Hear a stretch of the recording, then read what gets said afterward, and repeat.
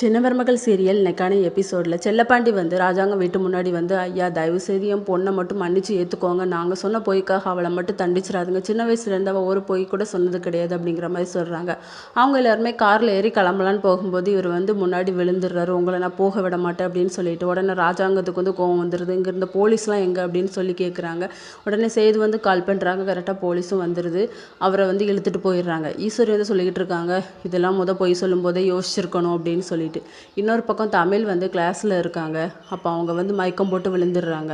அங்கே ஒரு டாக்டர் வந்து செக் பண்ணி பார்க்குறாங்க. அப்போ என்னாச்சுன்னு சொல்லி கேட்கும்போது நான் ப்ரெக்னெண்ட்டாக இருக்கேன் அப்படிங்கிற மாதிரி சொல்கிறாங்க. 2 மந்த் ஆகுது அப்படின்னு சொல்லிட்டு அவங்க வந்து வாழ்த்துக்கள் சொல்கிறாங்க. இந்த சமயத்தில் நீ வந்து படிக்க வந்திருக்கியம்மா அப்படின்னு சொல்லிட்டு இதை வச்சுட்டு நீ உன் படிப்பெல்லாம் ஒதுக்கிடக்கூடாது அப்படிங்கிற மாதிரி சொல்லிட்டு இருக்காங்க. இன்னொரு பக்கம் தாமரை வந்து ரொம்ப டென்ஷனாகவே இருக்காங்க. எதுக்குன்னு சொல்லி சாவித்திரி கேட்கும்போது அந்த தமிழ் மட்டும் டாக்டர் படிக்கல அப்படிங்கிற மாதிரி சொன்ன உடனே நான் அங்கே ஒரு ஆயா வந்து செட் பண்ணி வச்சுருக்கேன், அவள் அங்கங்கே எப்போ யார் கூட பேசுகிறா என்ன ஏதுன்னு எல்லாமே எனக்கு அடிக்கடி வந்துகிட்டு இருக்கோம் அப்படிங்கிற மாதிரி சொல்கிறாங்க. இதோட இன்னைக்கான எபிசோட் முடியுது.